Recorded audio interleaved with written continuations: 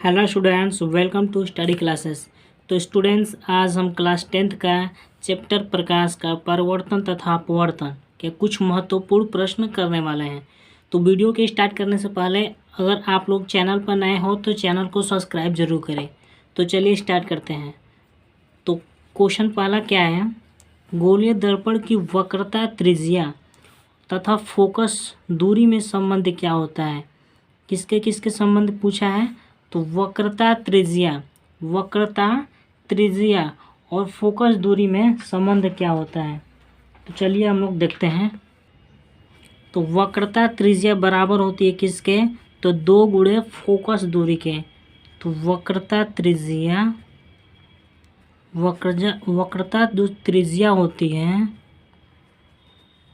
वक्रता त्रिज्या बराबर क्या होता है, आर बराबर क्या होता है, तो 2 इंटू एफ होता है। तो एफ क्या है, तो एफ है तुम्हारा फोकस दूरी। क्या है, तो फोकस दूरी है। क्या है, फोकस दूरी।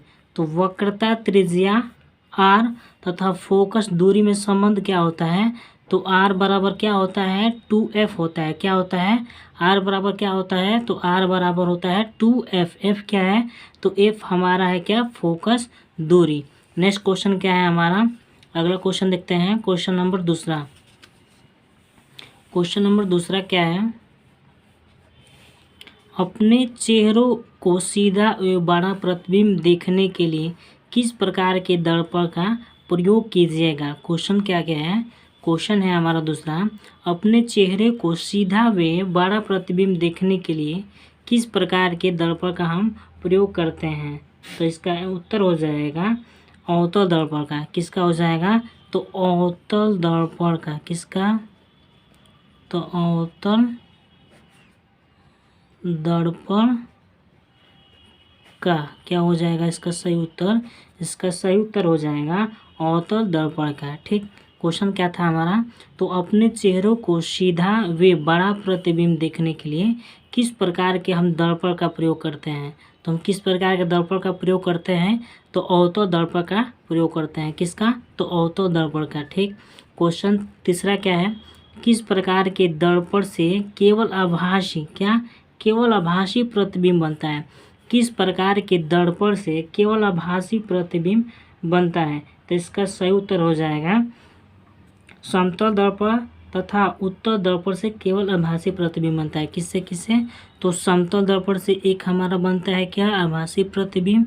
एक हो जाएगा समतल दर्पण, क्या हो जाएगा, एक हो जाएगा समतल दर्पण तथा दूसरा क्या हो जाएगा, दूसरा हमारा हो जाएगा समतल दर्पण तथा दूसरा क्या हो जाएगा हमारा उत्तल दर्पण। क्या हो जाएगा, उत्तल दर्पण। क्या हो जाएगा, एक तो समतल दर्पण हो जाएगा, एक क्या हो जाएगा हमारा उत्तल दर्पण से क्या बनता है, से केवल क्या बनता है, तो केवल आभासी प्रतिबिंब बनता है। क्या बनता है, तो केवल आभासी प्रतिबिंब बनता है।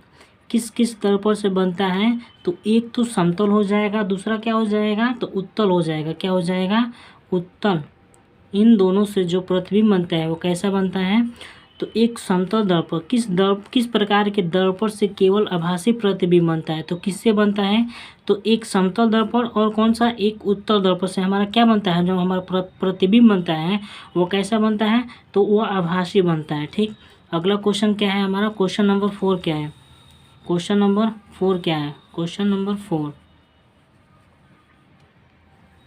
किस प्रकार के दर्पण में रेखीय आवर्धन 1 से अधिक होता है। ठीक, किस प्रकार के दर्पण में जो रेखीय आवर्धन होता है वो 1 से अधिक होता है। तो किस में अधिक होता है, तो अवतल दर्पण में। किस में अधिक होता है, तो वो होता है अवतल दर्पण में अधिक होता है। 1 से रेखीय आवर्धन होता है वो किसमें, किस प्रकार के दर्पण में रेखीय जो आवर्धन होता है वो 1 से अधिक होता है। तो किस में होता है, तो अवतल दर्पण में होता है हमारा। ठीक, अगला क्वेश्चन क्या है, क्वेश्चन नंबर 5 क्या है हमारा, तो लेंस की क्षमता का सूत्र लिखिए। ठीक, अगला क्वेश्चन क्या है हमारा, तो लेंस की क्षमता का सूत्र लिखना है। तो लेंस की क्षमता बराबर क्या होती है, लेंस की क्षमता लेंस की क्षमता P बराबर होता है 1/f। f क्या है? तो फोकस दूरी है। क्या है? m क्या है? f क्या है? तो फोकस दूरी है। ठीक, ये मीटर में होता है, या अगर हम सेंटीमीटर में लेंगे तो ऊपर 100 हो जाएगा, नीचे क्या हो जाएगा? f क्या हो जाएगा? सेंटीमीटर। ये हमारा क्या है? तो लेंस की क्षमता का क्या है? तो फॉर्मूला है। तो P बराबर क्या होता है? लेंस की क्षमता P बराबर होता है 1/f। इसका मात्रक क्या होता है? तो इसका मात्रक होता है, जो लेंस की क्षमता का मात्रक होता है वो होता है डायोप्टर। क्या होता है? डायोप्टर होता है। डायोप्टर होता है। लेंस की क्षमता का मात्रक क्या होता है? तो डायोप्टर होता है। ठीक, अब अगला क्वेश्चन हमारा क्या है? Question number 6। क्वेश्चन नंबर 6 देखते हैं।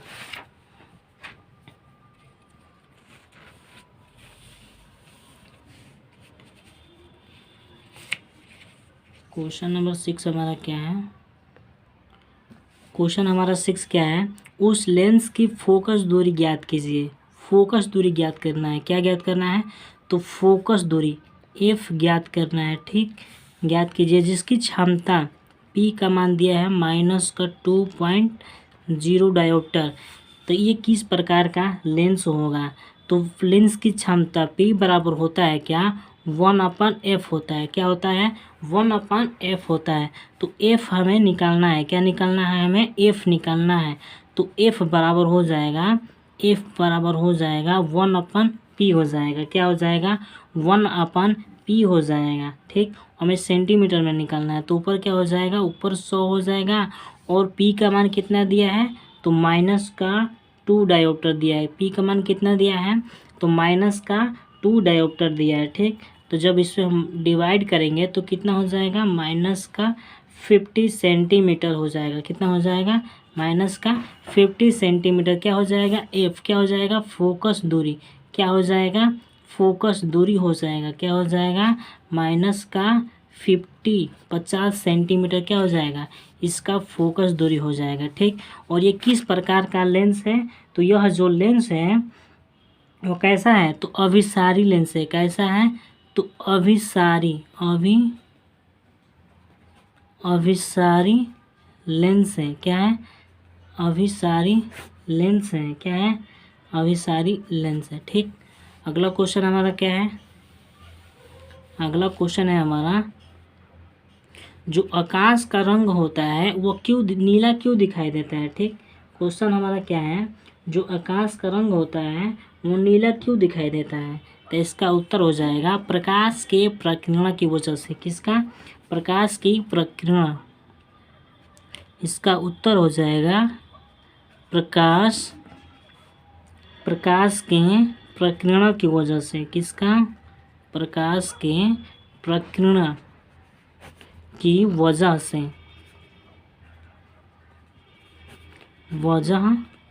से या कारण। जो आकाश का रंग होता है वो नीला क्यों दिखाई देता है? तो प्रकीर्णन के कारण नीला दिखाई देता है। किसके कारण? तो प्रकीर्णन के कारण नीला दिखाई देता है। ठीक, अगला क्वेश्चन क्या है? क्वेश्चन नंबर 8 क्या है? क्वेश्चन नंबर 8 देखते हैं। क्वेश्चन नंबर 8 क्या है हमारा? तो एक लेंस से होकर सूर्य का प्रकाश एक कागज पर डालते हैं। क्या? एक लेंस लेते हैं जिससे सूर्य का जो प्रकाश होता है उस लेंस के द्वारा हम कागज पर डालते हैं, तो कागज जल उठता है। ठीक, कागज क्या होता है? कागज कुछ देर बाद क्या होता है? तो जलने लगता है। वह लेंस किस प्रकार का है? उस लेंस का नाम बताना है, वो कैसा लेंस होता है। एक लेंस से होकर सूर्य का प्रकाश एक कागज पर डालने से कागज जल उठता है, तो लेंस किस प्रकार का होता है? ठीक, तो जो लेंस होता है वह उत्तल लेंस होता है। क्या होता है? उत्तल लेंस होता है। वो लेंस कैसा होता है? तो उत्तल लेंस होता है। कैसा होता है?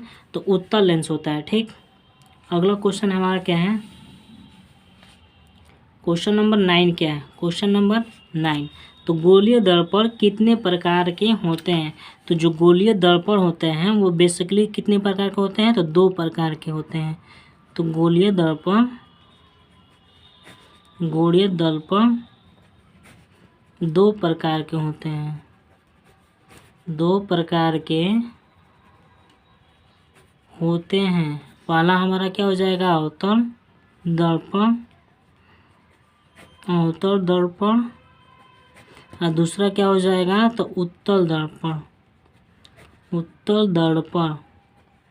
ठीक, अगला क्वेश्चन हमारा क्या है, क्वेश्चन नंबर 10 क्या है, क्वेश्चन नंबर 10 देखते हैं हम लोग।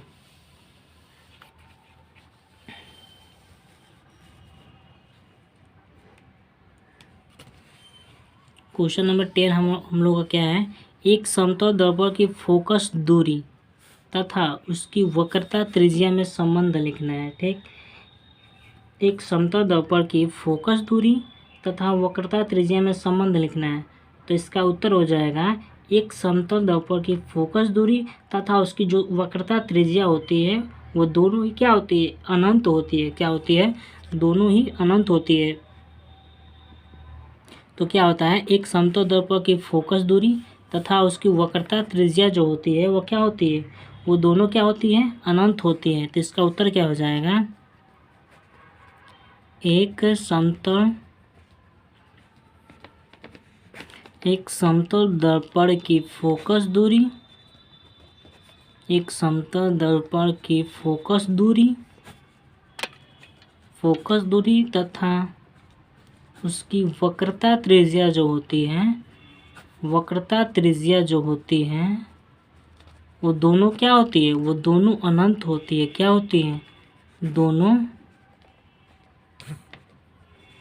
दोनों क्या होती है, तो दोनों अनंत होती है। क्या होती है, दोनों अनंत होती है। तो इसका उत्तर क्या हो जाएगा, एक समतल दर्पण की फोकस दूरी तथा उसकी जो वक्रता त्रिज्या होती है वो दोनों क्या होती है, अनंत होती है। ठीक, अगला क्वेश्चन क्या है, क्वेश्चन नंबर 11 क्या है।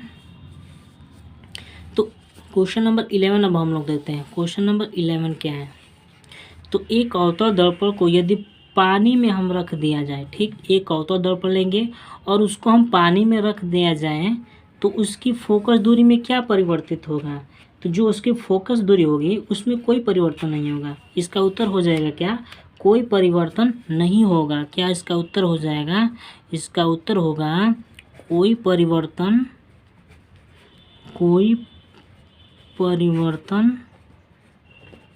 नहीं होगा। क्या होगा, कोई भी परिवर्तन नहीं होगा। ठीक, एक अवतल दर्पण को जब हम लोग पानी में रखते हैं तो उसकी फोकस दूरी में कोई परिवर्तन नहीं होता है। क्या, उसकी फोकस दूरी में कोई परिवर्तन नहीं होता है। ठीक, अगला क्वेश्चन क्या है हमारा, क्वेश्चन नंबर 12 क्या है, एक दर्पण से हम अपने चेहरे को सीधा व बड़ा प्रतिबिंब देख रहे हैं। ठीक, एक दर्पण है, ठीक, क्या है, एक दर्पण है और अपने चेहरे को हम सीधा व बड़ा प्रतिबिंब देख रहे हैं।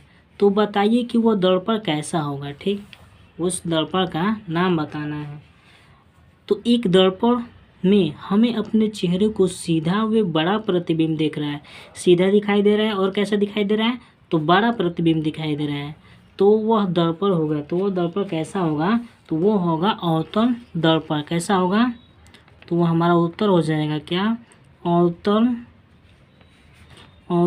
दर्पण होगा। क्या होगा, अवतल दर्पण होगा। ठीक, अगला क्वेश्चन क्या है हमारा, क्वेश्चन नंबर 13। क्वेश्चन नंबर 13 क्या है, स्वच्छ आकाश का जो रंग होता है वो नीला क्यों होता है। ठीक, प्रश्न क्या है हमारा, स्वच्छ जो आकाश होता है उसका रंग जो होता है वो नीला क्यों होता है, स्वच्छ आकाश का रंग नीला क्यों होता है। तो इसका उत्तर हो जाएगा, नीले और बैंगनी रंग के प्रकीर्ण। क्या, तो नीले और बैंगनी रंग के प्रकीर्ण अन्य रंगों से क्या होता है, सबसे अधिक होने के कारण। क्या, जो नीले और बैंगनी रंग के जो प्रकीर्ण होते हैं वो अन्य रंगों से क्या होता है, सबसे अधिक होते हैं। क्या होता है, सबसे अधिक होते हैं। और इसी के कारण, सबसे अधिक होने के कारण ही नीला और बैंगनी का जो प्रकाश होता है वो चारों ओर फैल जाता है। क्या होता है, चारों ओर फैल जाता है। जो नीले और बैंगनी रंग का जो प्रकीर्ण होता है वो अन्य रंगों से कैसा होता है, तो अधिक होता है। और इसी के कारण, अधिक होने के ही कारण जो नीला तथा बैंगनी प्रकाश चारों ओर क्या होता है, फैल जाता है, जिसका मिश्र रंग नीला हो जाता है। अतः आकाश जो है हमें नीले रंग का दिखाई देता है। कैसा दिखाई देता है? आकाश जो है वो नीले रंग का दिखाई देता है। तो क्यों दिखाई देता है? तो नीले और बैंगनी रंग का जो प्रकीर्णन होता है वो अन्य रंगों से अधिक होता है और इसलिए नीले तथा बैंगनी प्रकाश चारों ओर फैल जाता है और मिश्र रंग नीला हो जाता है। अतः आकाश जो है हमें नीला रंग का दिखाई देता है। ठीक, अगला क्वेश्चन क्या है? क्वेश्चन नंबर 14 क्या है हमारा? क्वेश्चन नंबर 14 देखते हैं। क्वेश्चन नंबर 14, क्वेश्चन नंबर 14 क्या है? तो एक गोलीय दर्पण की वक्रता त्रिज्या कितना दिया है? r बराबर दिया है 20 सेंटीमीटर। वक्रता त्रिज्या कितनी है? तो 20 सेंटीमीटर है। और इसकी फोकस दूरी क्या होगी? इसकी फोकस दूरी क्या होगी? तो इसकी फोकस दूरी क्या होती है? f बराबर क्या होती है? r/2 होती है। क्या होती है? फोकस जो दूरी होती है वक्रता त्रिज्या के कितनी होती है? तो आधी होती है। तो r का मान कितना दिया है? 20 सेंटीमीटर और 2 जब हम डिवाइड करेंगे तो कितना आ जाएगा? 10 सेंटीमीटर आएगा। कितना हो जाएगा? 10 सेंटीमीटर। तो फोकस दूरी कितना हो जाएगा? जो फोकस दूरी होगा वो हो जाएगा 10 सेंटीमीटर। ठीक, अगला क्वेश्चन क्या है हमारा? अगला क्वेश्चन क्या है? क्वेश्चन नंबर 15 क्या है? किस रंग के प्रकाश के लिए कांच का जो अपवर्तनांक होता है वह अधिकतम और न्यूनतम होता है? किस रंग के लिए होता है? तो बैंगनी रंग का जो प्रकाश के लिए अधिकतम, बैंगनी रंग का प्रकाश के लिए अधिकतम होता है और लाल रंग के प्रकाश के लिए क्या होता है? न्यूनतम होता है। बैंगनी के लिए क्या होता है? अधिकतम और लाल रंग के लिए क्या होता है? न्यूनतम होता है। तो किस रंग के प्रकाश के लिए जो कांच का अपवर्तनांक होता है वह अधिकतम और न्यूनतम होता है? तो बैंगनी रंग के लिए क्या होता है? प्रकाश जो होता है वो अधिकतम होता है और लाल रंग के लिए क्या होता है? प्रकाश जो होता है वो क्या होता है? न्यूनतम होता है। ठीक, अगला क्वेश्चन क्या है? क्वेश्चन हमारा क्या है? 16 नंबर क्वेश्चन क्या है?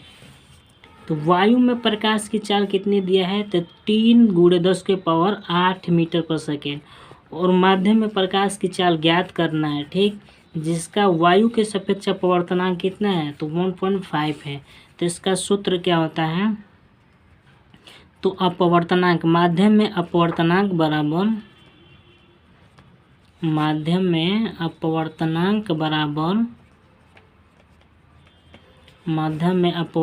बराबर क्या होता है? वायु में प्रकाश की चाल, वायु में प्रकाश की चाल हो जाएगा, वायु में प्रकाश की चाल बटे क्या हो जाएगा? बटे माध्यम में प्रकाश की चाल, माध्यम में प्रकाश की चाल हो जाएगा। तो वायु में प्रकाश की चाल कितना दिया है? तो 3 × 10⁸ मीटर पर सेकेंड। और माध्यम में प्रकाश चाल कितना दिया है? तो 1.5।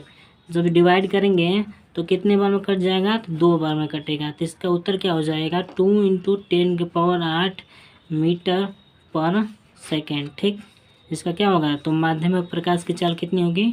तो ये हमारा क्या हो जाएगा? आंसर हो जाएगा। क्या हो जाएगा? आंसर। तो ये हमारा क्वेश्चन ख़त्म हो गया। आज हम लोग 16 क्वेश्चन हल किए हैं। तो स्टूडेंट्स, आपको वीडियो अच्छा लगे तो आप चैनल को सब्सक्राइब जरूर करें, क्योंकि इस चैनल पर इसी तरह आपको मोस्ट इम्पोर्टेंट क्वेश्चन कराए जाते हैं हर चैप्टर से। थैंक्स।